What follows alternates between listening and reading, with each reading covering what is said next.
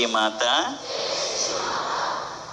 ಭಗವಂತನನ್ನ ನಾವು ಪೂಜೆ ಮಾಡಬೇಕು.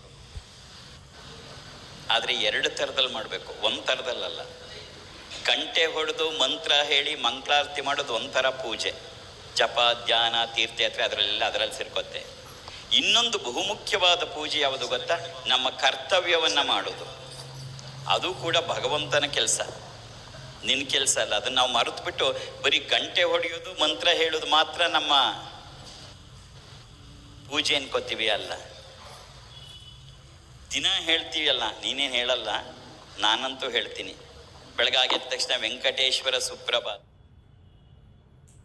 ವೆಂಕಟೇಶ್ವರನ ಎಪ್ಸಕ್ಕೆ ಅಂತ ನೀ ತಿಳ್ಕೊಂಡಿದ್ರೆ ಮೂರ್ಖತನ. ಅವನು ತಿರುಪತಿಲಿ ಮಲಿಕಳಲ್ಲ. ಅವನೇನಾದ್ರು ಒಂದರೊಳಗೆ ಮಲಗಿದ್ರೆ ನೀನು ಬೆಳಗ್ಗೆ ಏಳಲ್ಲ. ಎಪ್ಪಿಸ್ತಾ ಇರೋದು ಯಾರು? ನಿನ್ನೊಳಗಿರುವ ವೆಂಕಟೇಶ್ವರನನ್ನ, ತಿರುಪತಿ ವೆಂಕಟೇಶ್ವರನಲ್ಲ. ನಾವು ಎಷ್ಟು ತಪ್ಪು ಮಾಡ್ತೀವಿ ದಿನದನೆಯ ಕೈ ಮುಕ್ಕೊಂಡು ಅಪ್ಪ ಹೇಳು ಅಪ್ಪ ಹೇಳು. ಅವನು ಮಲಗೇ ಇಲ್ಲ, ಎನ್ನೇ ಕೇಳ್ತಾನೆ. ಮಲಗಿದ್ದು ನೀನು, ಇಲ್ಲಿದ್ದಾನೆ. ಏನಂತ ಹೇಳಬೇಕು?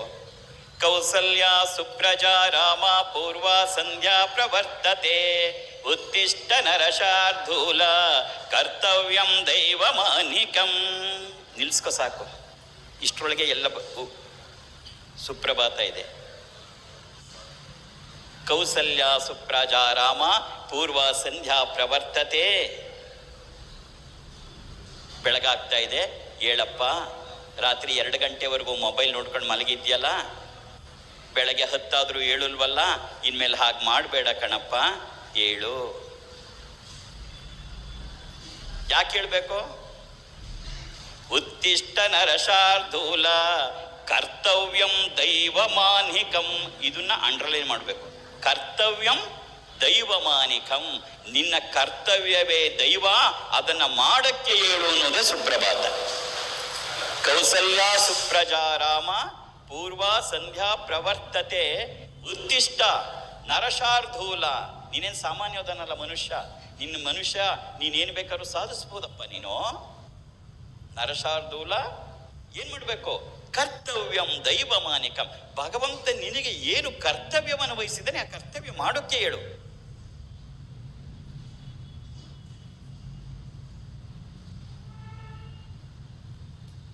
ನಿನಗೆ ಸಾಫ್ಟ್ವೇರ್ ಇಂಜಿನಿಯರ್ ಆಗಿರಬಹುದು, ಇನ್ನೊಬ್ಬರಿಗೆ ಮನೆ ಕಸ ಗುಡಿಸೋದಿರಬಹುದು. ಅವರವರ ಪ್ರಾರಬ್ಧಕ್ಕೆ ಅನುಸಾರವಾಗಿ ಭಗವಂತ ಕೆಲಸ ಮಾಡಿಸ್ತಿರ್ತಾನೆ.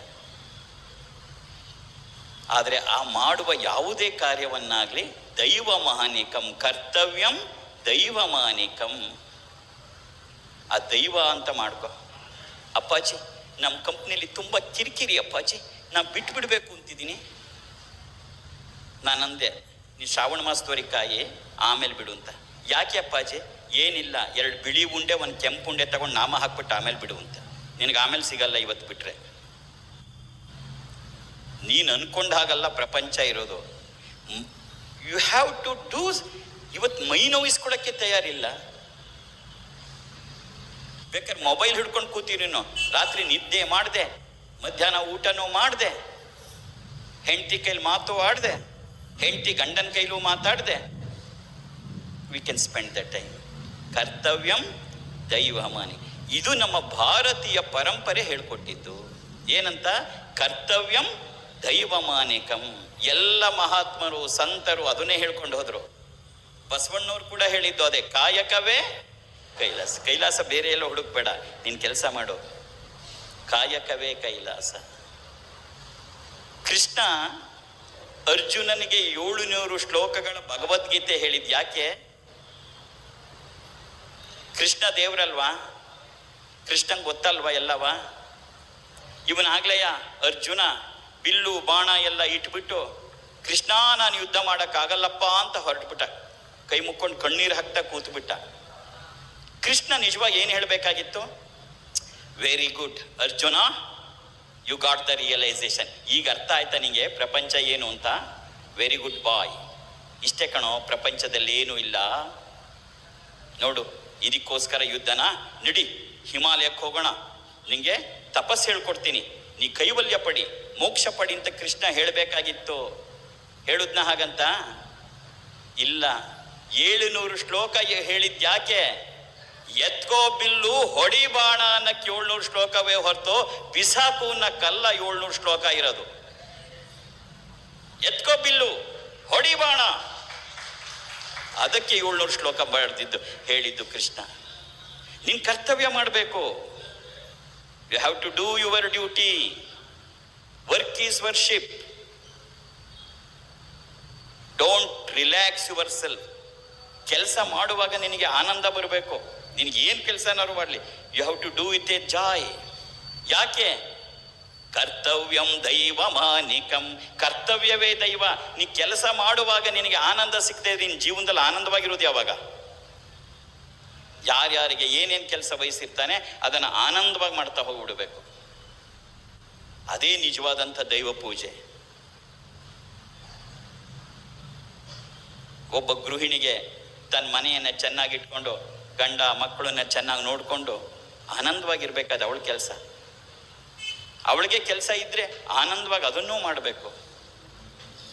ಕೆಲಸ ಮಾಡುವಾಗ ಕಿರಿಕಿರಿ ಮಾಡ್ಕೋಬಾರ್ದು. ಕರ್ತವ್ಯಂ ದೈವಮಾನಿಕಂ. ಕೃಷ್ಣ ಹೇಳ್ದ ಭಗವದ್ಗೀತೆಯಲ್ಲಿ, ಹೇ ಅರ್ಜುನ, ಎತ್ಕೋ ಬಿಲ್ಲು, ಹೊಡಿ ಬಾಣ, ಯುದ್ಧ ಮಾಡು.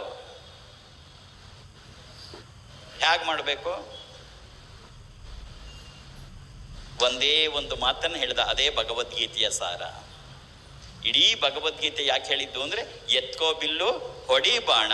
ಆದರೆ ಯುದ್ಧ ಮಾಡುವಾಗ ಹೇಗೆ ಮಾಡಬೇಕು? ಮಮನುಸ್ಮರ, ನನ್ನ ಸ್ಮರಣೆಯಲ್ಲಿ ಮಾಡು. This is the essence of Bhagavad Gita. ನನ್ನ ಸ್ಮರಣೆಯಲ್ಲಿ ಮಾಡು. ಏನೇ ಕರ್ತವ್ಯ ಮಾಡುವಾಗೋ ಭಗವಂತನ ಸ್ಮರಣೆಯಲ್ಲಿ ಮಾಡು. ಅದನ್ನೇ ಬಸವಣ್ಣವ್ರು ಹೇಳಿದ್ದು. ಶಿವಸ್ಮರಣೆಯಲ್ಲಿ ನಿನ್ನ ಕೈಲಾಸವನ್ನ ಕಾಣು. ಕರ್ತವ್ಯ ಮಾಡ್ತಾ ಕಾಯಕವೇ ಕೈಲಾಸ. ಕಾಯಕವೇ ಕೈಲಾಸ ಯಾವಾಗ ಆಗತ್ತೆ? ಬಸವಣ್ಣವ್ರ ಕಾಲದಲ್ಲಿ ಓದು. ಅವನು ಹೊಲ ಉಳುವಾಗಲೂ ಶಿವಸ್ಮರಣೆ ಮಾಡಿ ಉಳ್ತಾ ಇದ್ದ. ಬಿತ್ತನೆ ಮಾಡುವಾಗ, ಆ ಮನೆಯಲ್ಲಿ ಹೆಣ್ಣುಮಗಳು ಪಾತ್ರೆ ತೊಳೆಯುವಾಗ ಶಿವಸ್ಮರಣೆ ಮಾಡ್ತಾ ಇದ್ಲು. ನೀವು ಮಾಡೋದು ಮಾಡ್ತಾ ಇರು. ಆದರೆ ಮಮನುಸ್ಮರ. We have forgotten this theme at all. ಇವತ್ತು ನಾವು ಅದನ್ನೆಲ್ಲ ಮರ್ತು ಬಿಟ್ಟಿವಿ. ಅದಕ್ಕೆ ನಮಗೇನಾಗತ್ತೆ? ಸ್ಟ್ರೈನ್ ಆಗತ್ತೆ. ಅದಕ್ಕೆ ನಮಗೇನಾಗತ್ತೆ? ಸ್ಟ್ರೆಸ್ ಆಗತ್ತೆ. ಕೊನೆಗೇನಾಗತ್ತೆ? ಡಿಪ್ರೆಷನ್ ಆಗತ್ತೆ. ಇದಕ್ಕೆಲ್ಲ ಮುಖ್ಯ ಕಾರಣ ಏನು? ಮಾಡ್ತಿರೋನು ನಾನು ಅನ್ಕೊಂಡು ನೀವು ಮಾಡಿದ್ರೆ ನಿನಗೆ ಸ್ಟ್ರೆಸ್ಸೂ ಆಗತ್ತೆ, ಕೊನೆಗೆ ನೀ ಡಿಪ್ರೆಷನ್ಗೂ ಹೋಗ್ತಿ. ಇದು ನಂದಲ್ಲ, ಇದು ಭಗವಂತ ನನಗೆ ವಹಿಸಿರುವ ಕಾರ್ಯ. ನಾನಿದು ಮಾಡೋಕ್ಕೆ ಅಂತಲೇ ಭೂಮಿಗೆ ಬಂದಿದ್ದೀನಿ. ಭಗವಂತನ ಸೇವೆ ಇದು ಅಂತ ಮಾಡು ನೀನು. ಆವಾಗ ನಿನಗೆ ಯಾವ ಸ್ಟ್ರೆಸ್ಸೂ ಆಗಲ್ಲ, ಯಾವ ಸ್ಟ್ರೈನೂ ಆಗಲ್ಲ, ಯಾವ ಡಿಪ್ರೆಷನ್ನೂ ಹೋಗಲ್ಲ. ಭಗವಂತನನ್ನ ಮರೆತು ನಾನೆಲ್ಲ ಮಾಡ್ತೀನಿ ಅಂತ ಹೋದಾಗ ನಾನು ತಡ್ಕೊಳ್ಳೋಕ್ಕಾಗಲ್ಲ ಅದನ್ನು. ಹಾಗಾಗಿ